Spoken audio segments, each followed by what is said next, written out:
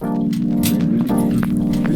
is MakerGalaxy. We're always talking about the future of design, the future of technology, the future of making.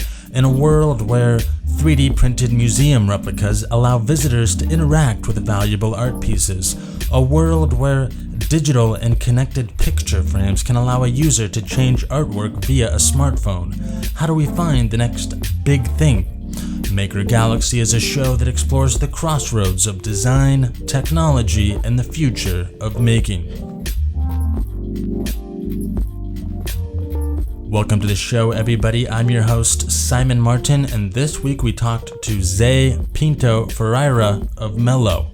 Mellow is a revolutionary new cooking concept that brings the power of sous-vide cooking to consumers with an easy-to-operate interface and connected smartphone app.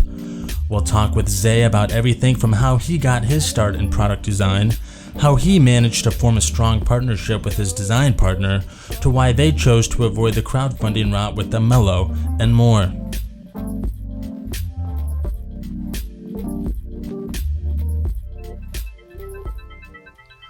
Today's episode is brought to you by the Objet 500 Connects 3 from Stratasys, the world's only color and multi-material 3D printer, offering incomparably brilliant and consistent colors, plus transparent colors. The Objet 500 Connects 3 lets you create the most true-to-life modeling possible.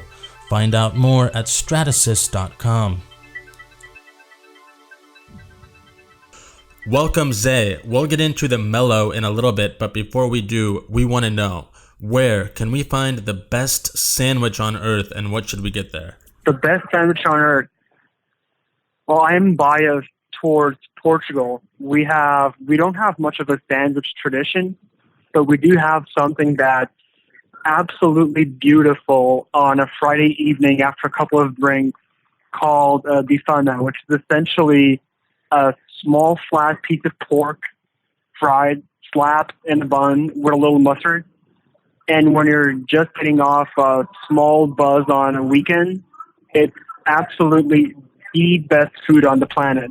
Wow. I think it's Anthony Bourdain approved, and I put my stamp of approval on it too. I need to find one of those. It's pretty hard to find around America.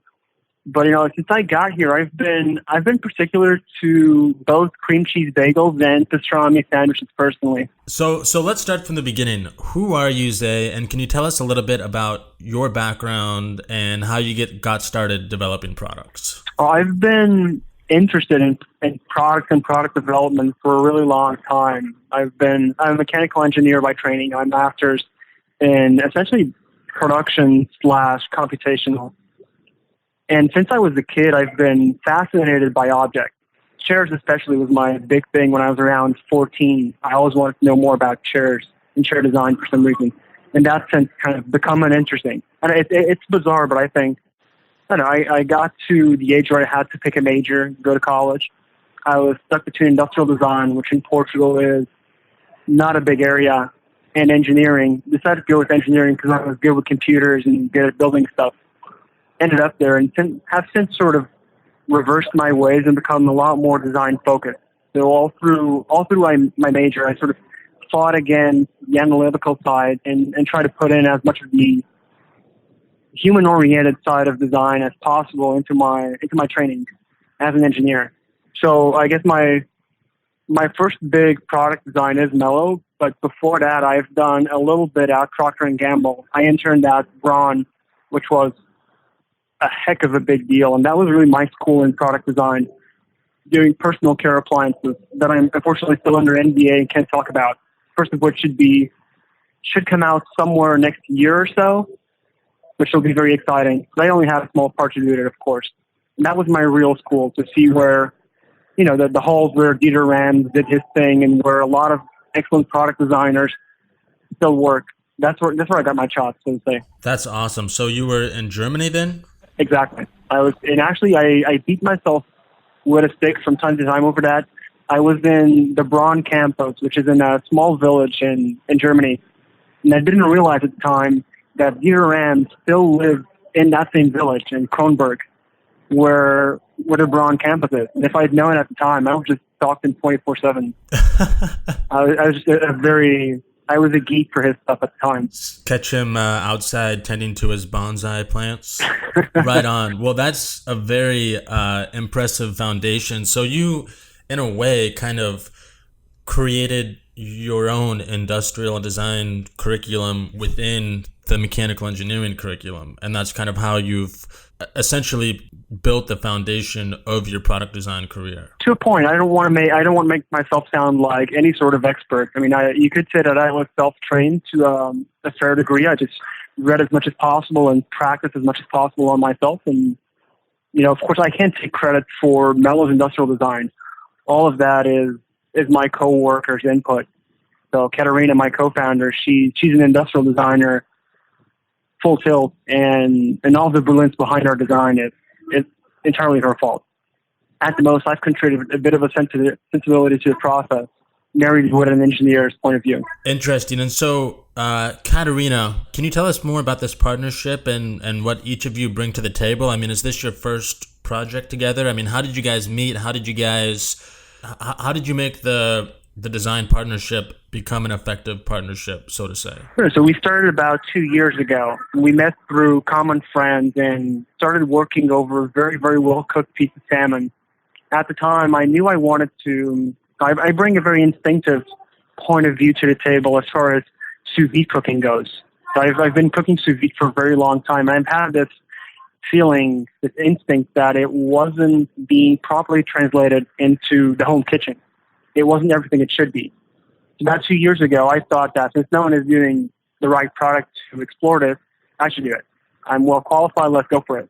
And I was looking for a co-founder to help me through the process. And I was set on an industrial designer who could bring empathy with average consumers. Well, average is a bad word, but regular people who are not engineers into the process. I'm a nerd. I can design for other nerds, but I wanted to make sure that someone non-technical was present through the whole process. And at the time, I met quite a few industrial designers, actually. And I met Katerina, and we just clicked very well. I knew that I wanted a co-founder whose personality was very similar to my own and could bring a skill set that was complementary to my own. That was my criteria. Katerina fit that bill perfectly. We got along very well. And she was skeptical at first. I convinced her with a sort of a sous-vide cooked buffet that just showed her how transformative the technique could be in the right hands.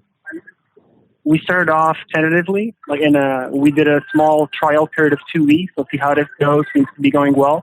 And we just never got to finishing the trial period. We just kept going and going. Now that we know a little bit more about the two of you guys, you have recently launched a pre-order campaign for the Mellow Sous-Vide cooker and have gotten some incredible press. I'm still amazed when I watch the featured video on your cookmellow.com homepage. For those listening that might not know, what is the sous-vide cooking style, and ultimately, what is the Mellow? Oh, thank you. So sous-vide is a very simple idea that's somewhat hard to execute.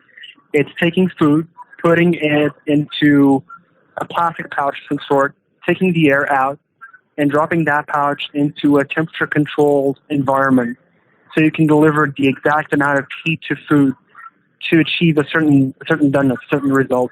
And you can do things with it that you'd never be able to do in any other way. It's fairly limited. It's always just one part of the cooking process, but it's absolutely transformative. You can poach 2-4 dozen eggs at a time and have them come out exactly perfect every single time. You can get steak that's medium rare from edge to edge with zero gray in it. It's mind-blowing. It's a restaurant technique. It's not something that's very popular with home cooks, and for good reason. It's fairly complicated. It takes a technical mentality to get it. And what we've tried to do with Mellow is take all of that benefit and wrap it in a much more user-friendly package, and something that delivers benefit and takes away as much friction of the process as possible so that it becomes part of your day-to-day cooking. So we take this very high-end Michelin-level technique that really just boils down to putting food in a Ziploc bag and throwing it in water at a certain temperature for a certain time. And we automate everything we can around it, and we extend the possibilities as much as we can. That is absolutely amazing. I am definitely getting one, but I have one question. Bacon, how fast from mellow to mouth? Well, bacon is actually, I'd say 15 minutes or so. I don't think I've actually cooked a lot of bacon that way. You could render bacon pretty easily and infuse it with some pretty funky flavors, but it's not something I do very often.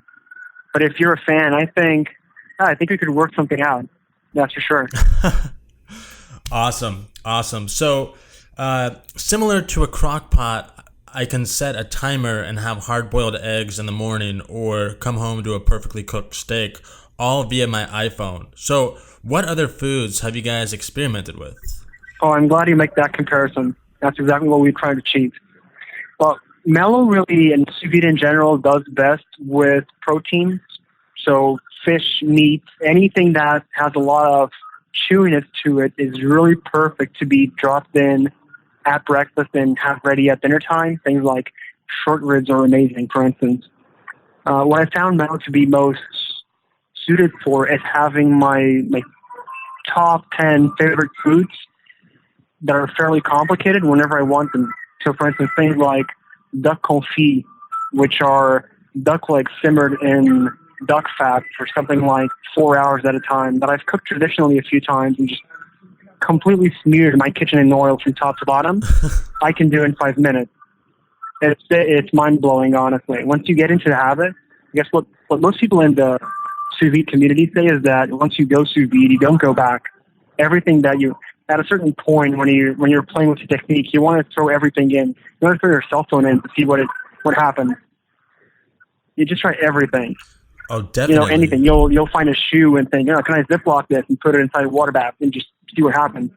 It's just so transformative.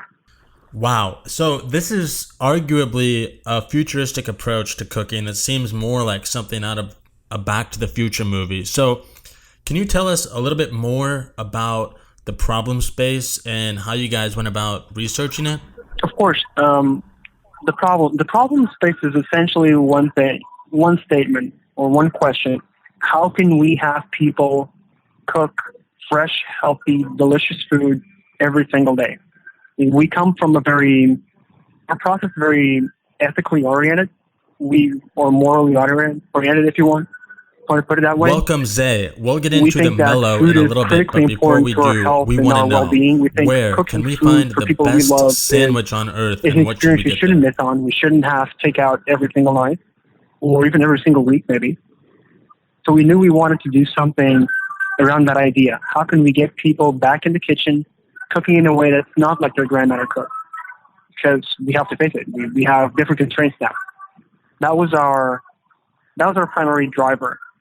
And everything that we've designed around, we've been very blessed. If you work in a design firm for all variety, you're designing for a certain customer that you might have very little empathy to begin with. Right. And we're designing for customers that we are very close to. We're designing for busy professionals who are midlifers, who are active, who are mobile native, and we're exactly that person. We map one-to-one.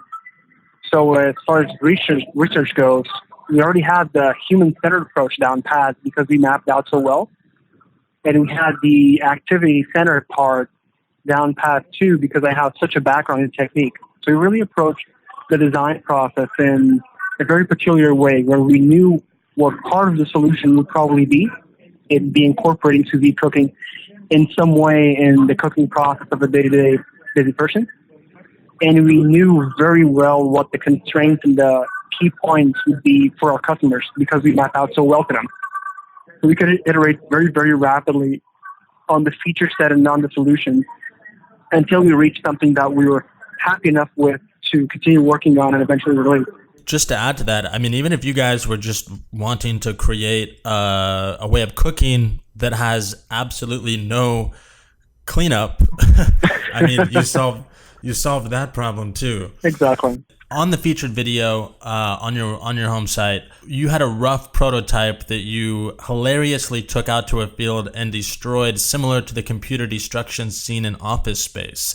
So how long has the Mellow been in development, and how many prototypes did you run through before you had that aha moment?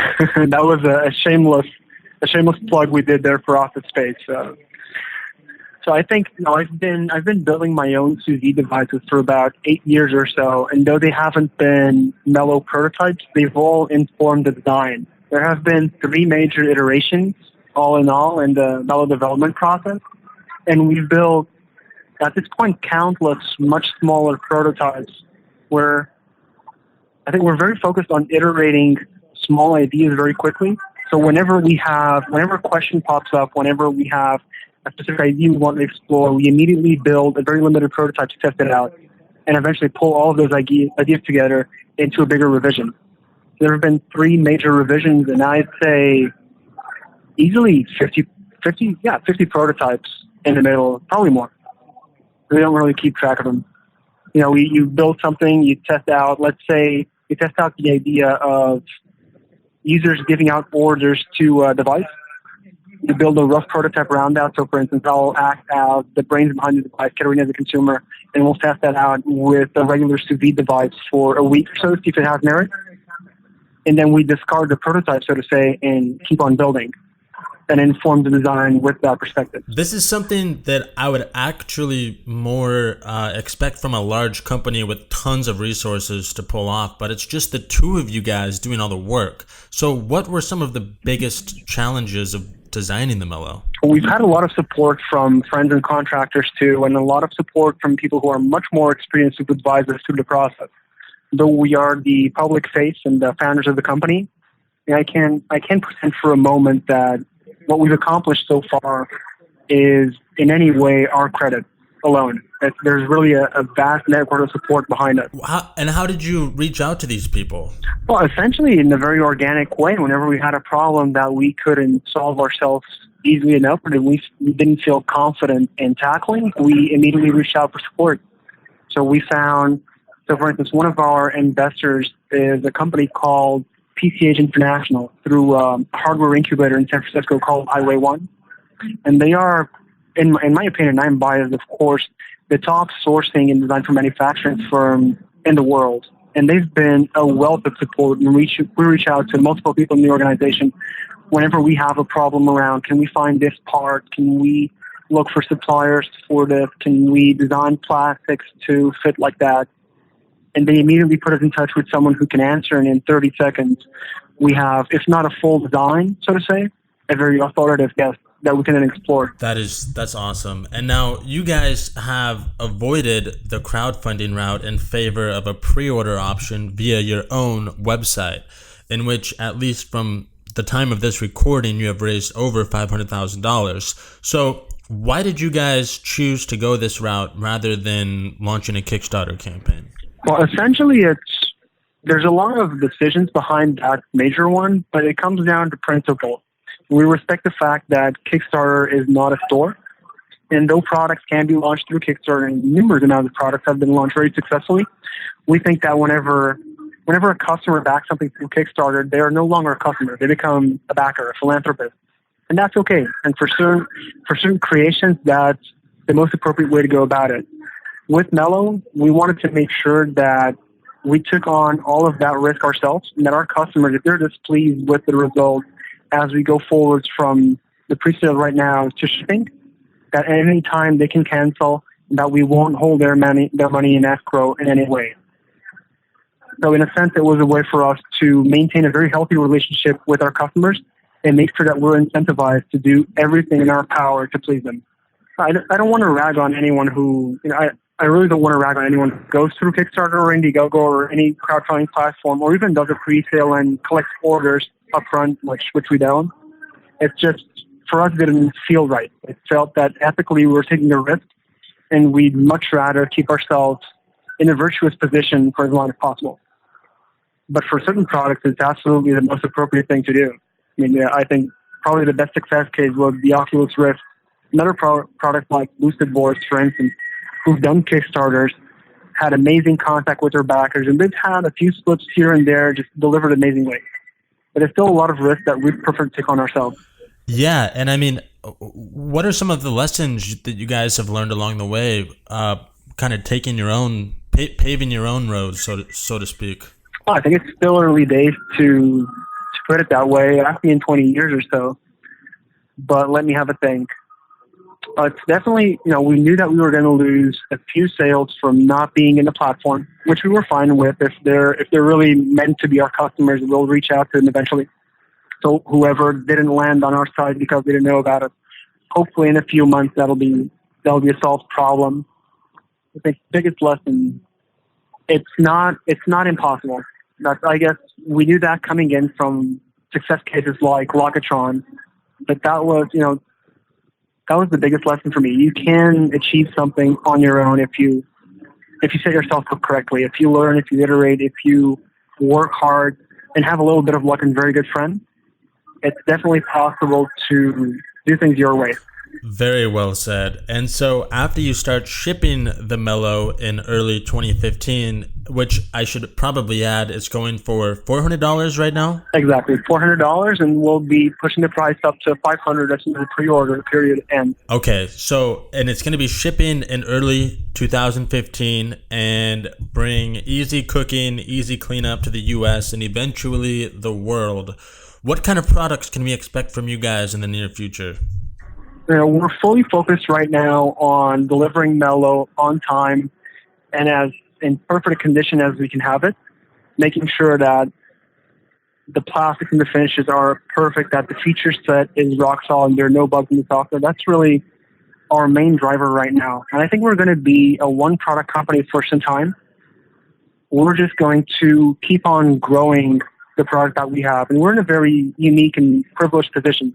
Since we have software, cloud-based software built in, and we have such an extensive feature set on the device itself, we can just keep iterating and adding more and more layers of help and convenience and flexibility to the product as we go.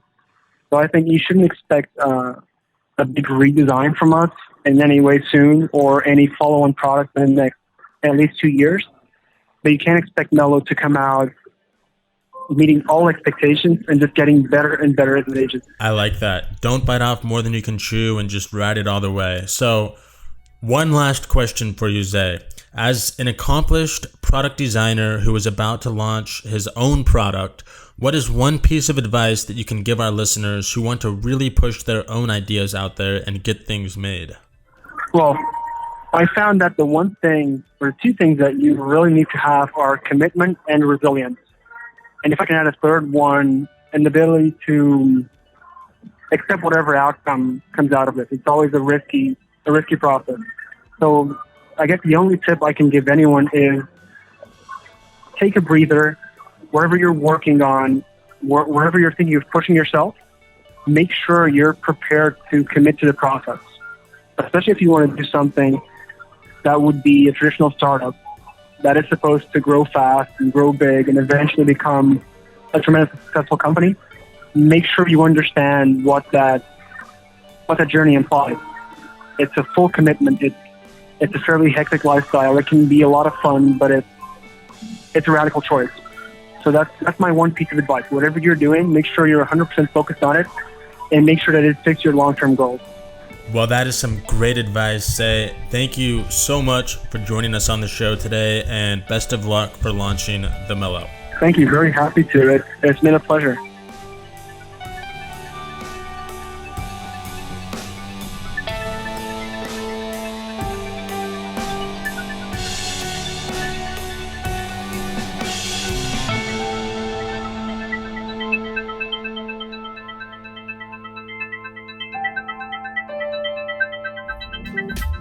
Today's episode was brought to you by the Objet 500 Connects 3 from Stratasys, the world's only color and multi-material 3D printer, offering incomparably brilliant and consistent colors, plus transparent colors. The Objet 500 Connects 3 lets you create the most true-to-life modeling possible.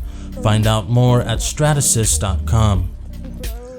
Thanks for checking us out today, and be sure to head over to check out the Mellow and pre-order a unit over at cookmellow.com. On our next episode, we'll be talking with Thiago da Costa, founder of the cloud-based 3D design and publishing tool, Lagoa. I'm your host, Simon Martin. Stay tuned and check in with us next week on MakerGalaxy.